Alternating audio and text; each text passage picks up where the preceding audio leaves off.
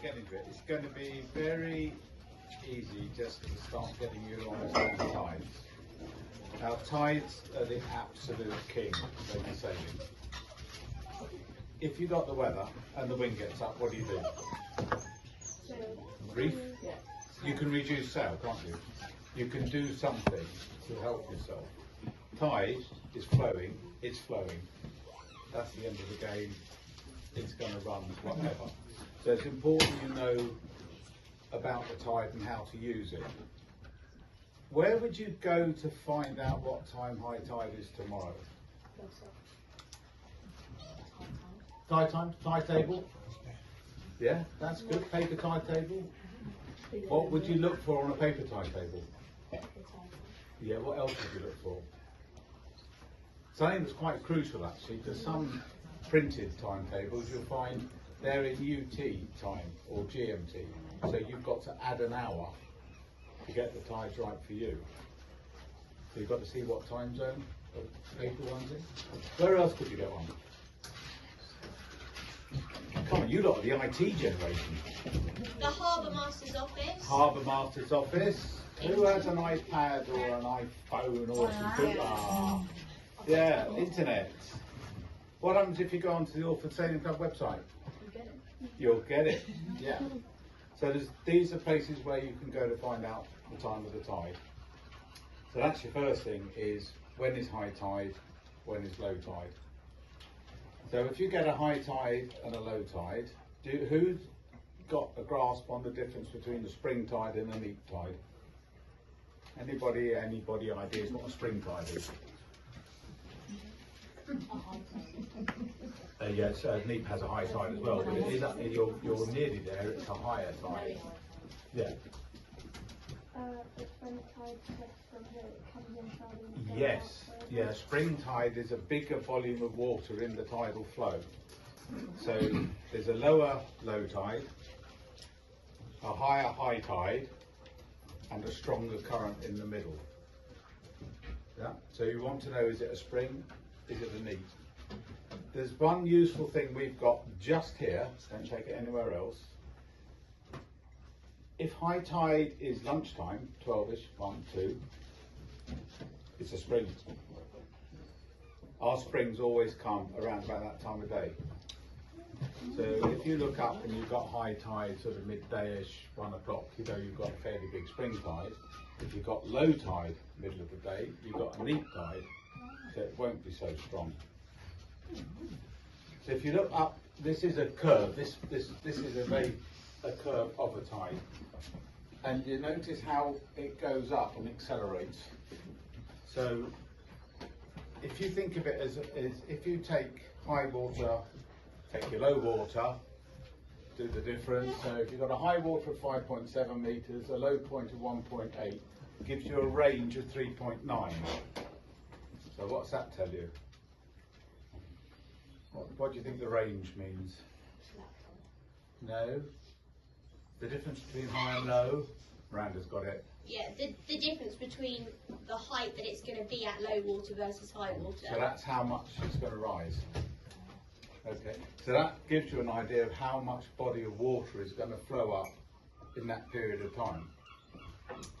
And quite useful little guide, if you take the height and you divide it by 12, it comes in 12ths. So the first hour you'll get 1/12 of the tide.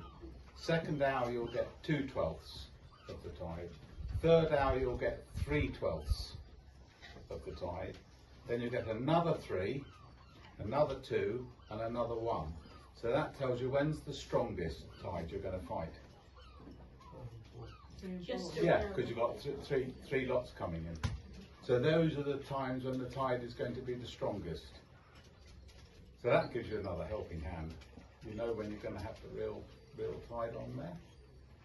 So when it comes in, the other thing to bear in mind that may confuse a bit of you, it comes in like a wave, and it starts going out underneath when it's still going in on the top.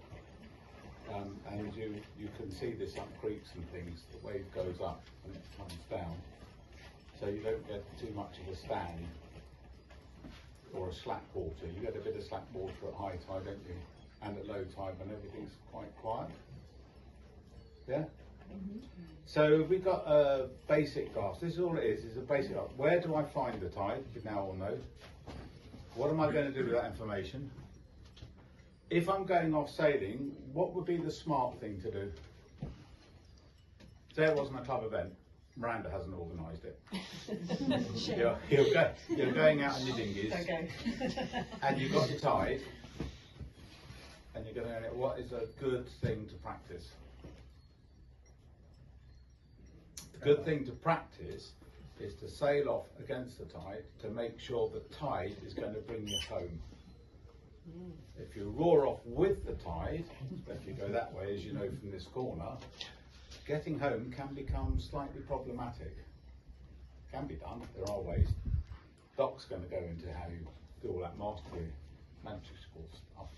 So always work out your timing that you'll be coming home with the tide, because that way you will be able to get yourselves home. Good? I think we'll just leave it at that. Just practice that, get the tides every day, see how they're working, and get it, use it. Use that knowledge. Okay, right. Hand over to you, Doc.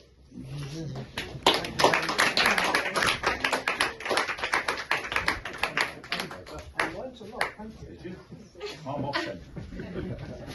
Just out of interest, when I was a kid, I used to row my boat, when it was too windy to sail, in along the bank, really looking for debris and stuff, and I noticed that when a wave goes in a creek, it goes up and it starts going out again at the bottom of the creek before it's got to the top of the waves go there, and then the whole lot goes out.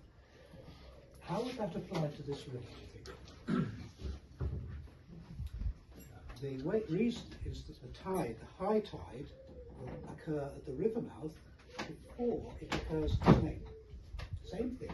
It's a big wave that takes 6 hours to come in and 6 hours to go out. In the old days, they used to think the ocean breathed. 6 hours in, 6 hours out. Anyway, that's one thing. James has been talking about. Have you got anything to? A razor. Can I have your razor out of the drawer there? Sorry, James. Left hand drawer.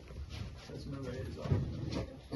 Have you noticed how some of the people who sail, they just seem to, they just seem to get ahead of you, whatever you do, and very often by sailing in a different bit of the river. Have you noticed?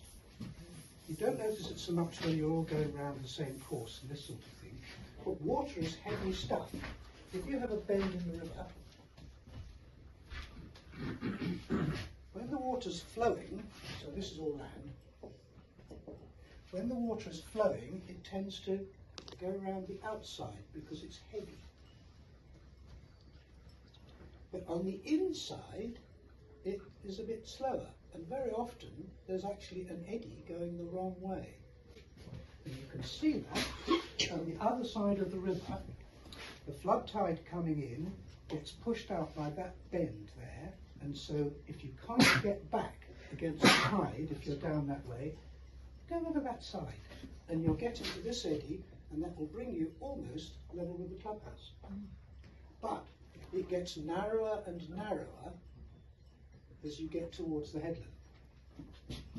And there's a green post with a triangle on it. You get behind that, no current under that, but the green bit on the top will shred your sail.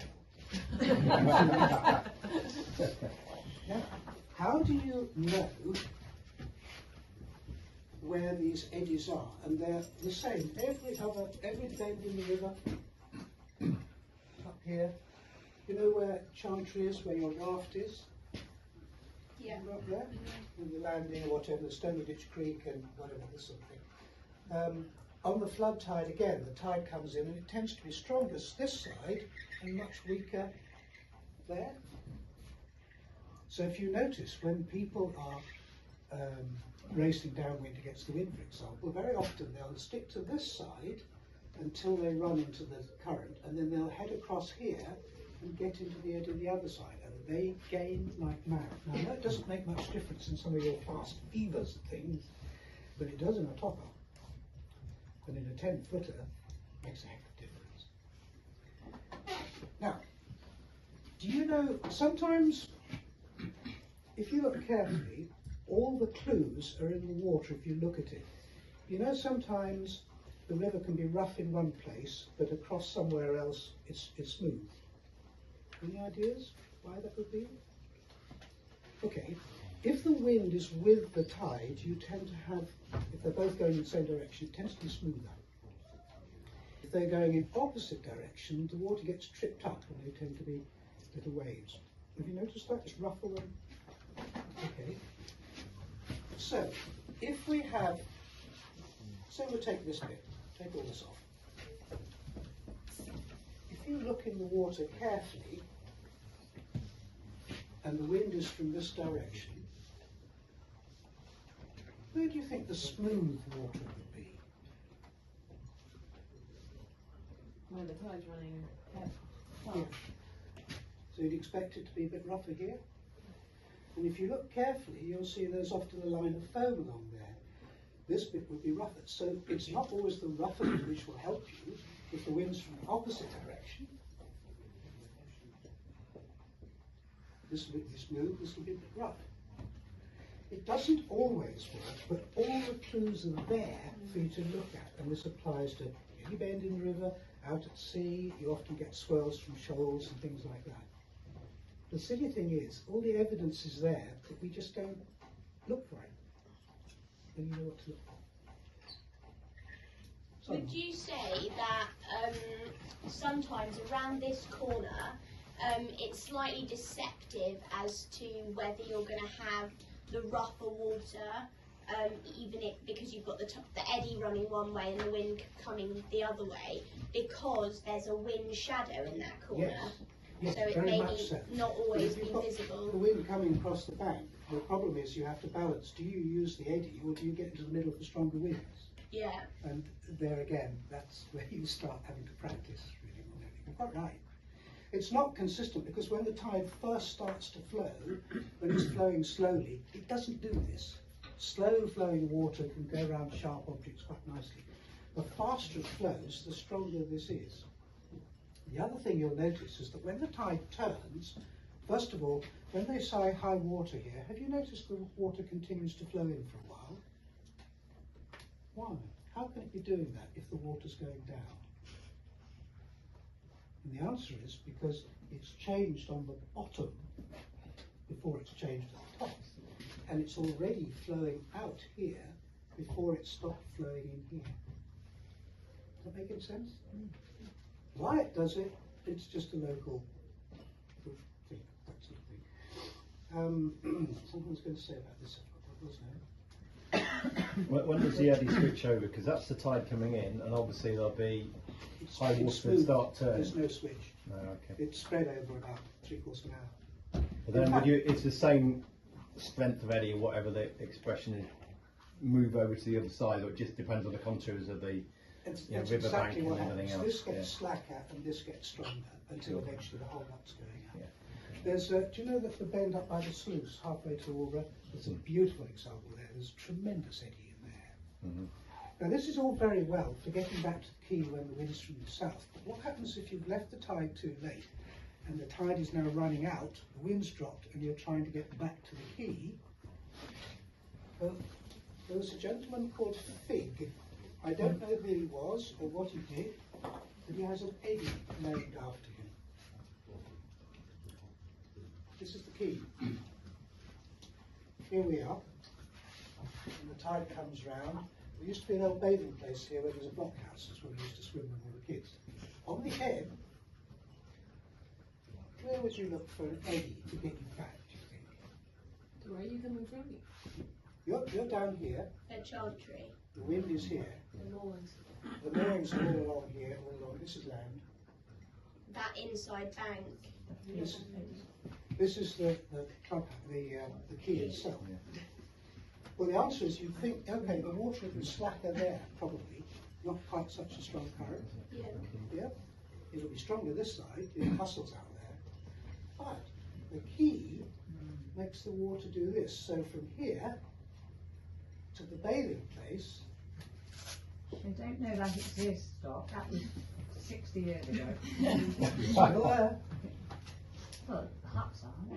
Oh, the huts. But the eddy is. No. The eddy, right from quite a long way down the river. If you can get upriver on the other side, imagine you're having to row or paddle back. You come up this side as best you can, avoiding the current, cross over into this eddy somewhere down here, and you can get up to the quay. You won't get round the quay because there's a strong current there. And this is Fig's eddy, and we used it all the time as kids because we were always getting the tides wrong. So how would you make use of that? If you get into it, you make progress to the quay, but then you can't then get round the quay. Do you cross back over, or do you just stop at the quay and get you're hold glad of the that key you... and you hold it. Oh, okay, We fine. used to Carry row the boat the over. last bit, and it was always Oh, hard okay. work. So you get your breath back behind and then row over in. Okay, What we right. did as kids with the 10-footers, which we had then, if the wind was from the northeast and too strong, and we didn't have a slipway or clubhouse or anything, we used to launch at the quay.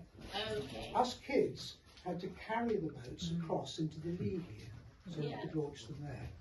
And Miggs, where's Miggs? Hello. Yeah, your dad was the boss. Yes. 6 or 8 kids. All go, lift. And we carried the, About 6 kids on each boat, wasn't yeah, it? so we're heavy boats. Is that enough? Does it give you a clue? Look in the water. It's telling you, but we don't look.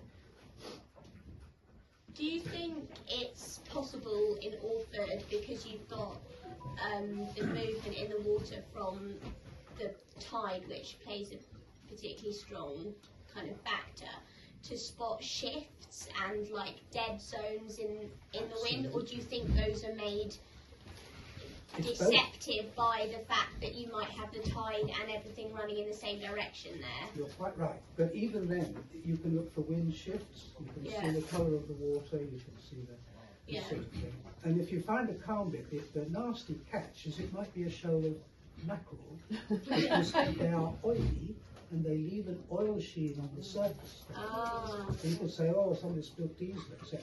But very often you find the seagulls are going for it. oh, okay. Like it scratches oil in the water. And all these things are out to catch you, but it's all things you can put together. If you notice them, you can use them. The problem is if you're in an RS 400 or something, the tide doesn't make a huge difference. It's more important wind shifts and getting the speeds and this sort of thing. But in slow boats, I don't need to be rude about toppers, but toppers included, you use the tide. Now, who is it? It was either Freddie or Felix beating up this side. It was Dylan Nash yesterday who No, made it I'm in thinking about for 2 or 3 everyone. weeks, 2 or 3 weeks ago. He absolutely cleaned the top of fleet out. And Was simply it because he was in that eddy, as it was. We were never taught this stuff, by the way. This is all stuff that you notice just by looking. There's Tuesday mooring up there. The river comes round, comes down here, clubhouse here. And so this is, you have your Braden up playground up here. Yeah.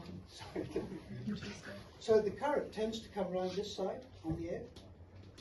And so when you get here, you'll find there's a sort of line where it changes from being slightly rougher to smoother where the current is. So you try and get up there and you don't know, you're putting in short tacks, is it worth tacking? You're getting to near the mud and this. At one point, then you have to go for it. But whoever was doing it the other day, I thought, they've got it. Was that you? I think it was. Own up. Yeah, but it was impressive. I So don't know where worth you got doing it from. shorter tacks. You end up getting tighter and tighter and tighter. Same with that corner down there. Yeah. But it's the same anyway. This has nothing to do with this river. It's just water is hitting stuff. And if you're trying to row back, it makes a difference. Have a look next time yourself. That's it. Yeah. Well, it was interesting to see yesterday the toppers coming back, making round this corner, 6 tacks to make it past one boat, and then the lasers sailing in the middle of the river in the strongest tide, just moving straight along. They've got more wind. Yes, and well, there wasn't really a lack of wind yesterday yesterday afternoon. Yes, sorry, I'm thinking of But I think also that's the thing about sailing a topper is the shape of the boat makes quite a big difference. Like a laser versus a topper. A laser is obviously pointed at the front, so it can cut through the water much better. And people tend to pinch in a topper, which you can't do because it will just kill you instantly, and you'll be stuck head to wind. And then that's when you go back. You can never really sail quite as close haul to close haul as you could in a laser. Same in the 10 foot. Yeah. The fishermen here always said, keep the boat moving. Yes. You know, if you come to a stop, it won't steer, you Yeah. can't do anything. I kept saying keep that boat sailing through the water too. That was George Clinton. Yeah. Yeah. It was our Put your love to sleep. You're quite right. I mean, Yeah. But the nice thing about toppers is that if you look, you're going to learn more about little currents and eddies. There's another little trick, by the way. It depends on the size of boat. On bigger boats, you take longer.